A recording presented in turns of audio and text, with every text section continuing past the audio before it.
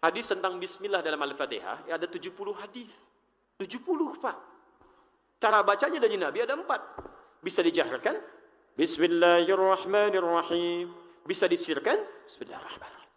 Bisa tidak dibaca sama sekali. Bisa dibaca rakaat pertama, selanjutnya tidak.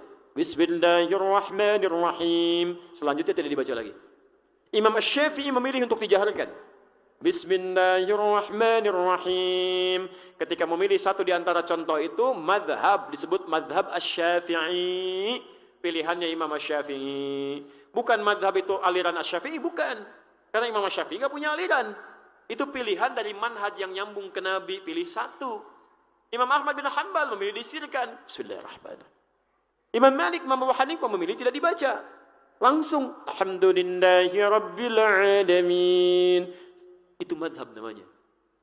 Dan kita belajarnya lewat situ, terhimpun, nyambung kita, masuk. Di madhab itu bukan ikut kelompok. Saya nggak mau ikut-ikutan madhab. Saya pengennya langsung sunnah Nabi aja, hadis Nabi. Ya antum kan nggak pernah ketemu Nabi. Bagaimana? Harus lewat para ulama. Sanad namanya. Ulama yang saleh. Ketika kita mengambil disebut madhab. Karena memang harus pilih satu. Nggak bisa mempraktekkan keempat-empatnya. Nggak bisa, Ustaz. Saya ingin semua sunnah Nabi saya praktekkan dalam kehidupan. Memangnya mereka aja yang bisa. Begitu kemudian dipraktikkan, gimana? Saya keempat-empatnya. Masya Allah. Ngimamin salat maghrib. Bismillahirrahmanirrahim. Bismillahirrahmanirrahim. Tidak dibaca sama sekali. Nggak bisa. Antum mesti pilih salah satu. Makanya di Timur Tengah pun begitu. Saya, alhamdulillah, sempat diberikan kesempatan ada tinggal di 5 negara. Dan alhamdulillah bisa belajar ke guru-guru juga. Saya belajar dari guru-guru di Madinah. Guru pertama saya ada di Madinah, guru-guru saya. Ada di Mesir, ya. Ada yang di Libya. Dan Masya Allah, di mereka itu dipraktekkan satu pilihan supaya mudah gitu. Misal di Saudi, di Madinah, di Makkah, itu madhabnya Hambali. Supaya dari kecil sampai dewasa nggak bingung. Itu aja terus anak TK sampai dewasa. Di Syria, itu Syafi'i. Kan? Di Libya, di Tunisia, itu Maliki. Dan Masya Allah. Dan guru-guru kita belajar ke semua tempat itu. Di India, Pakistan, itu Hanafi. Makanya ketika guru kita pulang ke Nusantara, banyak gitu ya. Orang Kalimantan, belajarnya ke Madinah, disirkan. Ya kan? Orang Jakarta misalnya, belajarnya kemana? Ke Mesir, dijaharkan. Orang Bandung, belajarnya ke Pakistan, India, tidak dibaca sama sekali. Yang jadi masalah murid Bandung, datang kemudian ke Kalimantan. Yang jadi persoalan, bermakmum di belakang orang Kalimantan, yang belum belajar kalau itu dijaharkan. Begitu dibaca, Bismillahirrahmanirrahim. Salah nih. Bidah ini. Nah ini jadi masalah. Maka turunan manhaj ini sepanjang sama-sama ini dari manhaj yang sama, inilah pentingnya kita ikut ta'lim supaya paham mana yang manhaj, mana yang madhab. Kalau keluar dari Al-Quran dan Sunnah ini, itu yang kemudian kita tinggalkan, lalu kita luruskan untuk kembali pada jalur yang benar. Jadi kalau sama-sama satu manhaj, walaupun beda manhaj, nggak apa-apa. Ya. Saya pernah tugas di Mekah 2010. Terima jemaah haji pertama. Begitu datang, imamnya dulu, kalau saya tidak keliru, Syekh Sudais, salat Isya. Kan disirkan di situ. Bismillah. Alhamdulillahi Rabbil Alamin. Iki imamnya Muhammadiyah ya. Muhammadiyah. Karena yang dia pahami kalau bismillahnya jahar NU gitu kan. Kemudian kalau disirkan itu Muhammadiyah. Jadilah ramai di situ. Besoknya nggak kunut imamnya. Apa sih bilang semalam? Imamnya Muhammadiyah katanya. Jadi dari dulu itu nggak ada Muhammadiyah dengan NU. Muhammadiyah baru berdiri 18 November 1912. NU 31 Januari 1926.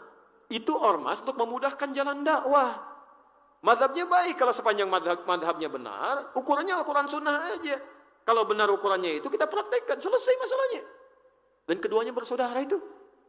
Ya, bertemu di Maulana Ishaq itu. Ya, Kiai Haji Muhammad Hashim al-Ash'ari bin Abdul Wahid bin Abdul Halim. Abdul Halim nama aslinya Pangeran Benawa, dikenal dengan Sultan Hadiwijaya. Ya, bin Abdullah bin Abdul Rahman bin Abdul Aziz bin Abdul Fattah. Ya, bin Abdul Fattah, siapa Abdul Fattah itu? Adalah Raden Ainul Yaqin, Walid Maulana Ishaq. Maulana Ishaq ini di sini ketemu dengan nasabnya dengan Kiai Haji Ahmad Dahlan yang nama aslinya Muhammad Darwish. Bahkan belajarnya bareng-bareng tuh di Semarang dengan Kiai Haji Saleh Darat. Lalu berangkat kemudian ke Mekah. Di situ kemudian berganti nama dengan Haji Ahmad Dahlan ketika pulang. Ya, siapa beliau ini? Kiai Haji Ahmad Dahlan bin Kiai Haji Abu Bakar bin Kiai Ilyas bin Kiai Sulaiman bin Demang Jurang Juru Kapindo bin Demang Jurang Juru Sapisan bin Kiai Gerbak bin Maulana Ishaq. Siapa Maulana Ishaq itu? Anaknya Ahmad Jumadil Kubra, Syekh Dai besar dari Mesir, punya 2 anak. Satu di Nusantara di bawah, yang kedua tinggal di Mesir.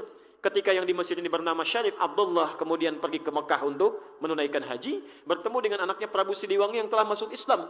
Namanya Rara Santang, lahir tahun 1426, masuk Islam, kemudian berubah nama menjadi Syarifah Mudaim.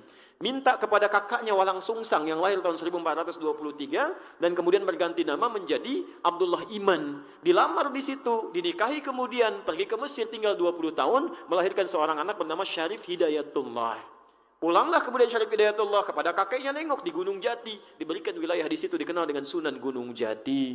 Punya anak namanya Muhammad yang pertama, kedua perempuan. Yang perempuan ini menikah dengan panglima terhebatnya pada saat itu dikenal dengan Fathullah. Disebut dengan Fatahillah. Lisan orang Portugis menyebutnya dengan Valetehan. Ini yang kemudian dengan izin Allah menaklukkan wilayah Batavia yang dikuasai pada saat itu oleh orang Portugis. Ketika mereka berjihad, ya berdoa dulu, bermohon dulu, datang ke situ dan menang. Menangnya di bulan Ramadan. Bulan Ramadan, Masya Allah. Ya, kalau dikalkulasi kemudian ke dalam, dikonversi ke dalam tanggal Masehi yang 22 Juni 1527. Sampai sekarang itu, Masya Allah, namanya nama yang sama dilekatkan oleh Fathullah pada saat itu. Karena beliau datang dengan izin Allah, maka dibuka Fatah namanya. Fatham Mubina. Terinspirasi di surat Al-Fatah. Inna fatahna laka fatham mubina. Fatham Mubina itu dalam bahasa lokal disebut dengan Jayakarta.